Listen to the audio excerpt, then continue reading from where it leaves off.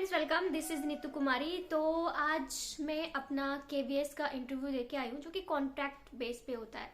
तो उसके बारे में थोड़ा सा मैं आपके साथ बातचीत करूंगी, थोड़ा सा अपना एक्सपीरियंस बताऊंगी, किस तरह से सवाल पूछे जाते हैं या क्या प्रोसीजर होता है। मैं एक और इंटरव्यू दे चुकी हूँ, उसकी मैं वीडियो बनाकर अपलोड कर चुकी हूँ। तो जो पहले इंटरव्यू में थोड़ी गलतियां रह गई थी, तो वो मैंने इस बार थोड़ी सुधारने की कोशिश की और मुझे लगता है कि ठीक ही इम्पैक्ट पड़ गया मेरा उस टीचर्स के ऊपर। तो टाइमिंग जो थी वो सुबह 8:30 की थी और स्कूल का ये स्ट्रिक्ट रूल था कि 8:30 के बाद कोई भी आएगा उसको एंट्री नहीं मिलेगी, चाहे वो 1 मिनट लेट हो, 2 मिनट लेट हो, बिल्कुल भी एंट्री नहीं मिलेगी। मेरी तो आदत है, मैं टाइम से हमेशा पहले पहुंचती हूँ, तो मैं तो 8 बजे पहुंच गई थी आराम से। तो एंट्री भी हो गई, वहाँ पे साइन वगैरह करवाए और हमें हमारा क्लासरूम बता दिया कि आपको इस रूम में जाना है, ठीक है।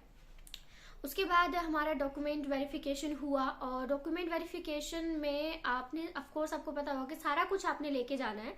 और जब आप अपना फॉर्म सारा स्टेपलर करके दोगे तो आपने उसी तरह से लाइन में देना है जिस तरह से आपने ओरिजिनल डॉक्यूमेंट्स को रखा हुआ है, ठीक है। जैसे पहले आपने 10th की डीएमसी रखी है या फिर 12th की रखी है, ग्रेजुएशन की, या जो भी आपने किया हुआ है आगे कोर्स, ठीक है। तो उसी सीरियल वाइज में जो है आपने डॉक्यूमेंट्स को आपने रखना है। और आपको जो बहुत सारे बच्चे बैठे होते हैं तो एक एक करके आपको बुलाया जाता है। और आपने स्पेशली कुछ बच्चे ऐसे होते हैं जो सीटेड क्लियर हो गया, ठीक है, लेकिन उसकी फोटो कॉपी नहीं निकलवाते कि जी देखिए ये फोन है, इससे हम आपको बता दे रहे हैं। वहां नहीं चलने वाला है, ठीक है।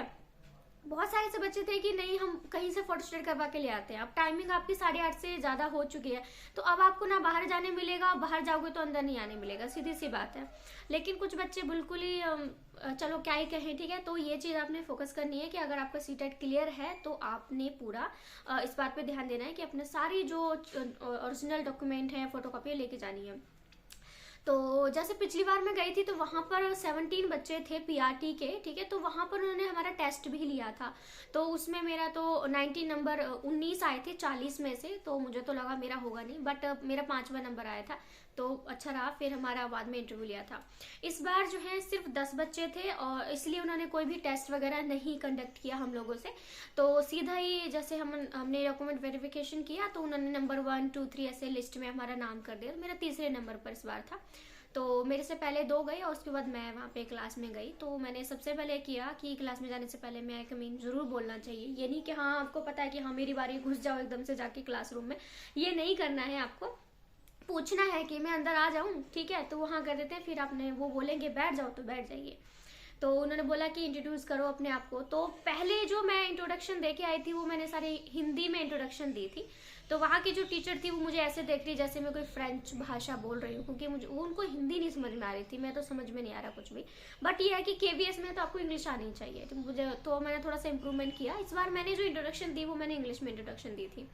उसके बाद उन्होंने मुझसे पूछा कि आप टीचिंग मेथड्स बताइए, कोई 2 बताइए। तो मैंने उनको 3 से 4 बता दिए, क्योंकि हमें पता है काफ़ी सारे टीचिंग मेथड्स होते हैं, तो मैंने उनको बता दिया। उसके बाद मैंने इसमें बोला कि आप डायरेक्ट एक्सपीरियंशियल जो मेथड है उसका इस्तेमाल भी कर सकते हैं, तो आप बच्चों को गार्डन में लेके जा सकते हैं। तो उन्होंने बोला कि अभी आपने बोला कि बच्चों को सीधा गार्डन में लेके चले जाएंगे, तो वहाँ पे अगर आपने बच्चों को फोटोसिंथेसिस जो है सिखाना है तो आप कैसे सिखाओगे। तो एक ही ये सवाल मुझसे पूछा, तो मैंने जैसे तैसे करके समझा दिया। फिर इन्होंने बोला कि पीआरटी में सब्जेक्ट टोटल कितने होते हैं। अब मेरे को 4 ही याद आ रहे हैं, मेरे को एक याद ही नहीं आ रहा था। वहां पे मैंने 4 याद थे, मैंने चारों बता दिए। तो उन्होंने बोला कि इन सब्जेक्ट में से जो है आपको सबसे ज्यादा रेफरेंस आप किसको दोगे, यानी कि इनमें से कौन सा अच्छा लगता है आपको पढ़ाने के लिए। तो मैंने बोला वैसे तो सब में मुझे कोई दिक्कत नहीं है पढ़ाने में, बट आप पूछ ही रहे हो तो मैं बता दी कि मेरा हिंदी में थोड़ा सा ज्यादा है, मैं हिंदी अच्छे खासे तौर पर पढ़ा सकती हूँ। तो उन्होंने बोला कि ठीक है, फिर आप मुझे जो है वो कुछ कवियों के नाम बताइए। तो मैंने एक महादेवी वर्मा के बारे में बता दिया और हरिवंश राय बच्चन जी के बारे में बता दिया, उनकी कविताएं भी बता दी, उनके नाम बता दिए। टीचर खुश हो गया। चलो, उसके बाद उन्होंने पूछा कि आप मल्टीप्लिकेशन मैथ में जो है बच्चों को कैसे पढ़ाएंगे। अब मैं वहां फंस गई। पता है क्या, वहां इंटरव्यू में जब बैठे होते हो ना तो आपको दिमाग बिल्कुल ही बुझ जाता है। वो बड़ी मुश्किल से मैंने इधर उधर करके उनको समझाया, वो सेटिस्फाइड हो गए कि हाँ चलो आंसर ठीक है। बट वो एकदम से मैंने बोला कि 2 मिनट मुझे, मतलब 2 मिनट नहीं, मैं 1 मिनट ऐसे। तो मैंने सोचा और फिर मैंने जो उन्होंने सवाल पूछा तो मैंने उसको जवाब दिया था। मैं तो घबरा गई थी। कोई बड़ी बात नहीं है, सबको आता है, पर मुझे नहीं आ रहा था उस टाइम पे। बाद में देखो मुझे 6 तरीके याद आ रहे थे, लेकिन जब मैं वहां बैठी हुई थी उनके सामने तो फिर सारा टाइम फिश था, बिल्कुल कुछ याद नहीं आने को तैयार था। तो उसके बाद उन्होंने मेरा यही 2-4 सवाल पूछे थे और उन्होंने फिर मुझे बाहर भेज दिया। तो अभी रिजल्ट वगैरह तो मुझे खुद को नहीं पता, जहाँ तक मैंने सुना है कि 15 से 20 दिन तो लग ही जाते हैं रिजल्ट आने में।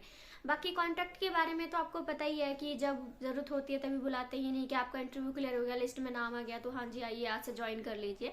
जब उन्हें जरूरत पड़ेगी वो तभी आपको बुलाएंगे, वरना नहीं बुलाएंगे, है ना। तो ये मेरा आज केवीएस का इंटरव्यू था, और कुछ कमी बड़ी लगी हो आपको तो मुझे कमेंट करके सजेशन जरूर दीजिएगा, क्योंकि मैं इंटरव्यू के एरिया में थोड़ा सा जा रही हूँ तो कुछ कुछ सुधार मुझे करने की जरूरत है।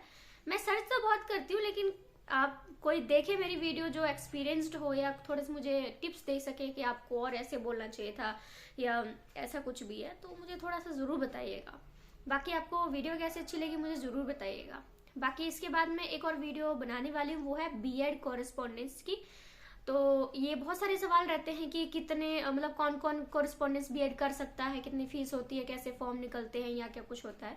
मैं भी कर रही हूँ तो मुझे नॉलेज काफी हो चुकी है। तो नेक्स्ट वीडियो बनाती हूँ मैं उसको स्पेशली, और उसमें आपको बताती हूँ कि आप अगर बीएड करना चाहते हैं तो आप एलिजिबल हो या नहीं हो, तो ये सारी चीजें मैं उसमें बता दूंगी, ठीक है।